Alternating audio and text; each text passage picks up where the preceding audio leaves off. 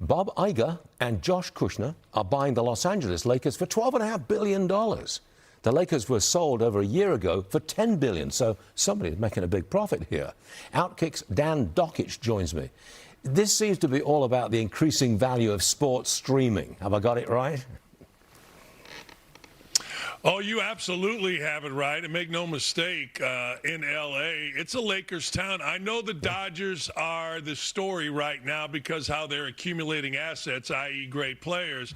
But the truth of the matter is people that live and are from L.A. will tell you streaming rights, the various different places where Lakers broadcast can be, despite the loss of LeBron James, that's driving this. And the $12.5 billion really didn't come as a big surprise to many people. That seems to be the going rate. Now the question is, what are New York franchises worth? Exactly. Yes, that's a good question indeed, Dan.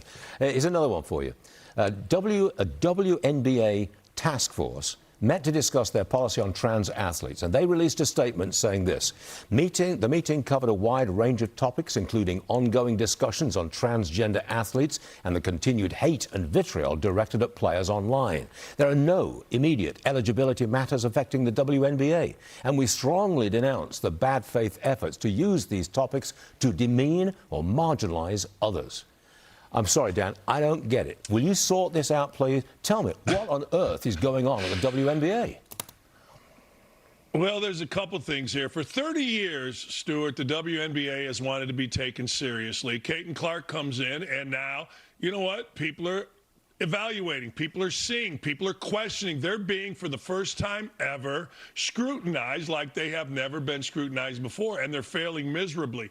And the most laughable one is, and I'm being literal here now, it's W for Women's NBA, Women's National Basketball Association, but this is an organization led by Kathy Engelbert that seems to not know what a woman is. In fact, this conference that they were talking about, Stuart, said they were going to define their eligibility rules. And let me just give you an example. The Women's Tennis Association, the WTA, I'm going to paraphrase this, essentially said, look, if you're born a woman, you can play. If you're not born a woman, you can't play. And several of the players have come out and supported that.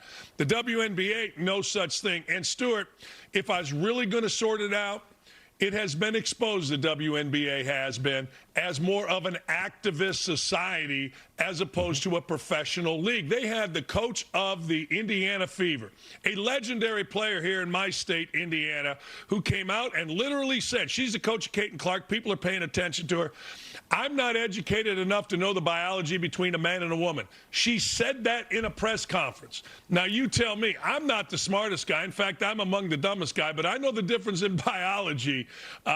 That's the level of the WNBA. That's where they're at. They're afraid to stand up to their players. Yeah, and frankly, they have an absolute mess on their hands. Do you think that eventually, at some point, I don't know when, the WNBA would instigate genetic tests and say, look, you take the test. If you're a woman, you play. If you're a man, you don't. Do you think the WNBA will ever get to that point?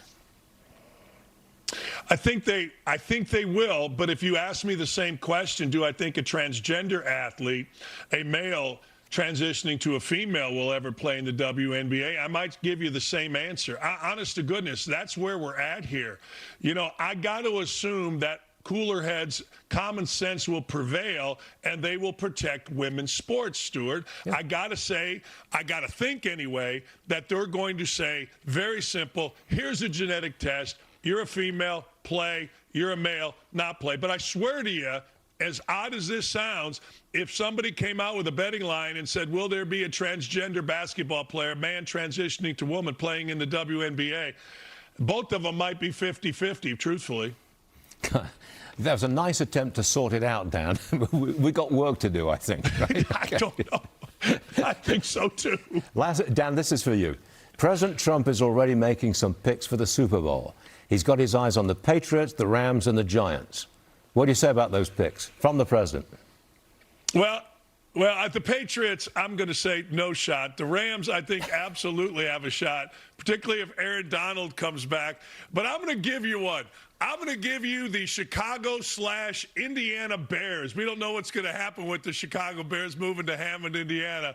I'm from Hammond, or that area, northwest Indiana. So I'm all in on the Chicago/Hammond Bears for the Super Bowl, and they're going to beat the Rams to go to the Super Bowl and play against the Buffalo Bills. The Buffalo Bills are finally going to get their Stuart, and the northern part of New York is going to be fired up, and Josh Allen's going to be the MVP. I hope you're right, because my family is very closely involved in northern New York and the Bills. But before you go, I've got to ask this.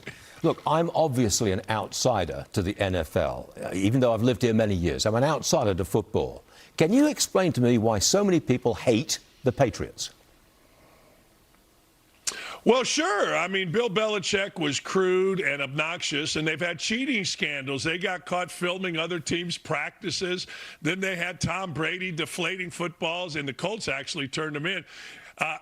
In cold weather, a slightly deflated football helps you get a grip on it. And then it became science, like, how much do you deflate? Whatever, but it was illegal. So, yeah, I mean, between Bill Belichick, the winningest coach of all time, or second winningest coach, he's won the most Super Bowls, grunting and groaning at press conference, and Deflategate and Spygate and every other gate except for Watergate, they had all kind of gates, Stuart. So, yeah, screw the Patriots. They're cheaters. They're dirty, rotten cheaters, Stuart. Whoa. I'm going to leave it right there, Dan, because I'm on dangerous ground. Dan Dakich, thank you very much for joining us. I know we'll see you again. Thank you. It's that time, sports fans, the trivia question.